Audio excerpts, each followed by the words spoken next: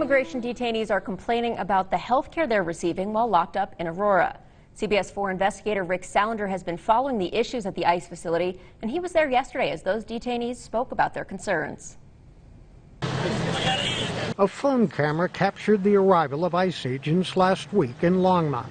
They were here to take into custody undocumented immigrant Roberto Gutierrez Hernandez, who has a prior criminal record. He's been in the country for about 19 years now. He was arrested as he was leaving to his car in the morning. His father was taken here to the ICE detention facility in Aurora. It's run by the private contractor Geo. Buenos días. The son was one of more than a dozen gathered outside to complain about health care on the inside. He is in pretty bad shape at the moment. Yesterday, there was an incident where I had to, we got the call from him. He told me, and I quote this, my head was filling up with liquid. Just a few hundred yards away inside the detention center, detainees like Carlos spoke by phone about their medical concerns. Healthcare here is non-existent, to tell you the truth. You have to see a doctor for everything, and we only got 2 or 3 doctors. Others complained of long waits for treatment, that food is inadequate, and people are having diabetic seizures. This is video provided by ICE. When we toured the detention center, our cameras were not allowed. ICE officials stood up for the cleanliness and health care provided to those awaiting court or deportation. But those who have loved ones here say those people need the same care provided at home. In Aurora, Rick Salinger, covering Colorado First. Military officials have identified a U.S. Marine killed in Iraq this past weekend as Scott A. Copenhaver. The 35-year-old gunnery sergeant was conducting combat operations Saturday when he was killed by enemy small arms fire. The Pentagon says the incident is now under investigation.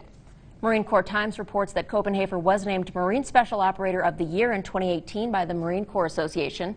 He received the honor for his role in guiding elite Iraqi Special Operations Forces in northern Iraq. Copenhaver was from Mancos, Colorado, and is survived by his wife and 2 children. An unexpected overnight visitor left a Colorado homeowner stunned. A black bear managed to get inside through an open door and then clawed his way out through a wall. Evan Krogel has the story. In the mountain town of Estes Park, finding wildlife in your backyard is nothing new. This year I've seen bears at least 4 times. But folks like John Slowinski will tell you finding wildlife in your basement is a different story. Yeah, definitely. It was 11 o'clock Friday night when Slowinski came in through this door, leaving it open behind him. And then our neighbor from upstairs came knocking on the door and saying, there's something in your house trying to tear its way out. That something was a black bear, now trapped in their house. The bear went inside after the trash. He knocked the trash can over, which blocked the door so he couldn't get out. He tore out the insulation, tore out an outlet off the wall from the outside, and started poking his claws through and his nose through and digging his way out. Within minutes, Slowinski says the bear had ripped his way free. Once he got his head through, he broke through the rest of it relatively quick. It's amazing a bear that size can get out of a hole that small. And while this case might seem rare, Parks and Wildlife says it's been a historic month for bears entering cars and homes here in Estes. Since late July, we've had over 35 vehicles where bears have entered into them. From my personal experience, it is definitely the highest I've seen in such a short amount of time. Chase Rylands says there's a simple fix: locking car doors and closing doors to your house behind you. It's a very simple thing that we just have to be more mindful of. A lesson the Slowinskis learned the hard way. You don't expect that. You don't ever want it to happen again. In Estes Park, Evan Krugel, Fox 31. Tornadoes and severe weather hit the region this weekend. This video is from a tornado in Wyoming, though multiple tornadoes were also reported in eastern Colorado. Severe thunderstorms hit the area Sunday afternoon, producing everything from heavy rainfall with flash flooding to tornadoes and massive hailstones. In the small town of Otis, hail measured a whopping 4.5 inches in diameter, and that's roughly the size of a grapefruit. That actually ties our state record, and according to the Colorado Climate Center in Fort Collins, hail of this size has been recorded nearly 24 times since 1970. However, experts say it's very likely that hailstones have been bigger in our state, especially on the northeast plains. But one problem with documenting hail is safely getting to the stone before it endures any significant melting. A construction sign in Colorado Springs displayed a warning about what other than zombies over the weekend.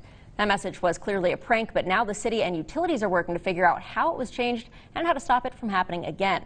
Spring Utilities said they're going to make sure that all of these signs are locked moving forward, but when 11 News reporter Spencer Wilson went to check that sign out a couple days later, he discovered that there was still no lockbox. Yeah, I know it's pretty easy to hack. I mean, I've seen it multiple times, just different funny things. It's supposed to say Dublin closed ahead for the massive construction up the road. The Spencer family says they saw the hacked sign on the way to the bus. Zombies ahead. So it was a nice little break from your usual caution sign. They got a kick out of it. While it was a goofy message this time, Springs Utilities understands this could have been a lot worse. It was definitely a way for us to see how we can kind of do processes better on our side, working with our contractors to make sure that all of those variable message signs are locked so that this doesn't happen again.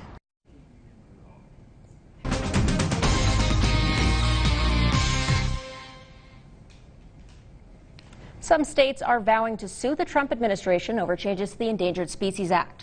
The 1973 legislation is credited with saving species like the bald eagle from near extinction. The administration claims the move reduces regulatory burdens while still protecting struggling species. But a UN report warns that more than 1 million species globally are in danger of vanishing.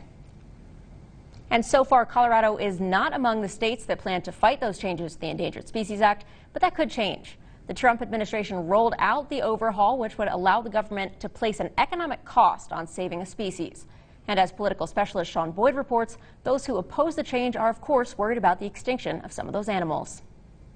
From the greenback cutthroat trout to the black-footed ferret, 15 species in Colorado are protected by the federal government. But the criteria used to determine who gets on the list and stays on the list is changing. This is going to lean more on active and current science versus 30, 40, and 50-year-old studies of would-be's and shoulda, coulda, woulda. Zach Riley with the Colorado Farm Bureau suggests the current act isn't working for anyone, including the endangered, pointing to the Preble jumping mouse as an example of what he calls a hands-off approach. All that was done were fencing exclosures were constructed to keep cows out.